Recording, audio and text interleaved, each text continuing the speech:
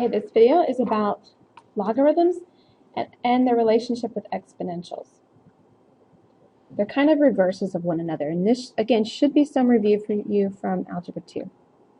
So here's your definition. Logarithm of base A of x equals y when A is the base, y becomes the power, and x equals the answer. So the way to think about it is this swirl.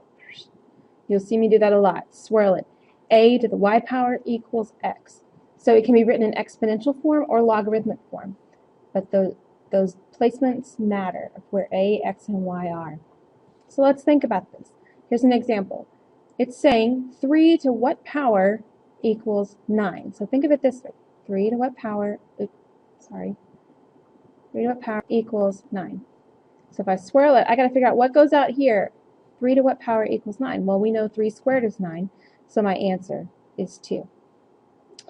Again, a number 2 here. 5 to what power is 125? 5 times 5 is 25. 25 times 5 is 125, so we know that power needs to be a 3. Number 3, so this one gives me an x, but it tells me then what x should be. So I think of it this way, the log base 2 of 32. So this is asking me 2 to what power equals 32? Well, let's think. 2 times 2 is 4. 4 times 2 is 8. 8 times 2 is 16. 16 times 2 is 32. So that's 1, 2, 3, 4, 5. So 2 to the 5th power. Look at this one. 10, base 10 of 1/100th. So this is log base 10 of 1/100th. So this is a different one. Think of it this way. 10 to what power, or put an x there, equals 1/100th. Well, we know 10 squared is 100, but what would put it in a fraction is if it was negative. Remember the negative exponent puts it in the denominator of a fraction? So 10 to the negative 2 power would give me 1/100th. So my answer is a negative 2. Last example like this. 4 log base 4 of 2. All right, notice the number is getting smaller. So 4 to what power gives me 2? Just think about your roots. Remember, it's getting smaller, so that means it's going to be the square root, a cube root, the cube root, fourth root, we're not going to get into. But remember, the square root is the power of 1/2. Cube root is the power of 1/3. Well, 2 is the square root of 4. So I know that my power is 1/2, so my answer would be 1/2. 4 to the 1/2 power equals 2. That's what this is saying. All right, then you'll have some problems like this that say, write this in logarithmic form. So it needs to look like example 5 was given to you, but this is what they're telling you. All right, look, your base always goes here. So it's going to be the log base 2, this is my base, of, what's my answer? Remember the answer, it goes next, that's 8. Log base 2 of 8 is 3. The power goes on the outside. All right, so you're going to have to get familiar with these positions and where these letters, where these numbers should go. Because you're going to have to write some in logarithmic form, and then you're going to have to write some in exponential form, going back and forth. So on this next section, you're going to use your calculators, and there is a log button. And when you see log, and there's no base written right here, we assume base 10. That's what this little note says here. We always assume it's base 10. So the first one here says, it's asking me basically, log base 10 of 10. 10 to what power is 10? Well, that's a 1. Here it's asking me the log base 10 of 1/3.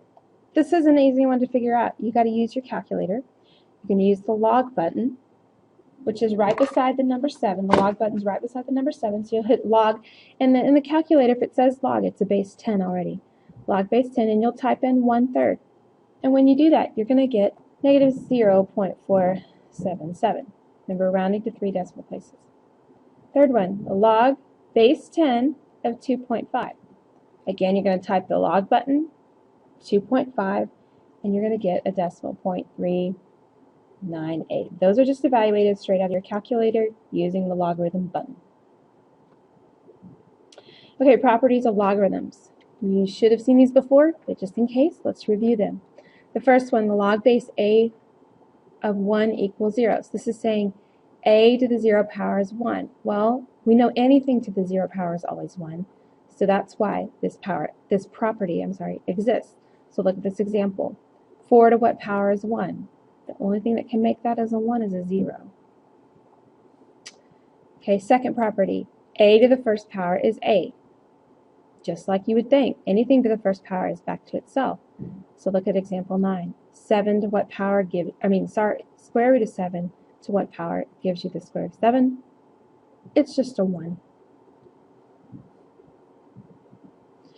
Now this one, log base a of a to the x power. So notice that the bases are the same right here. This is a base raised to an exponent. This is a base of the logarithm. If that happens, it's just whatever that exponent was, or whatever that unmatched number was, basically. Because if you swirl this, a to the x equals a to the x. That's what this is saying. So if my bases match, then my answer is my exponent. So look at this. This one's written in the reverse form, exponential form. But look, don't my bases match? 6 is my base here, 6 is my base here. So those will cancel, and my answer is 20. As long as your bases match, it's just that exponent left.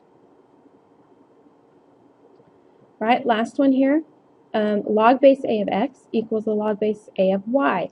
Notice the bases are the same, and they're set equal. If that's true, then these two numbers are the same. So you'll use those as you work through some problems today.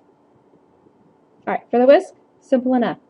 Log base 3 of 81. Tell me. Think about the swirl. 3 to what power gives you 81? Good luck. See you in class.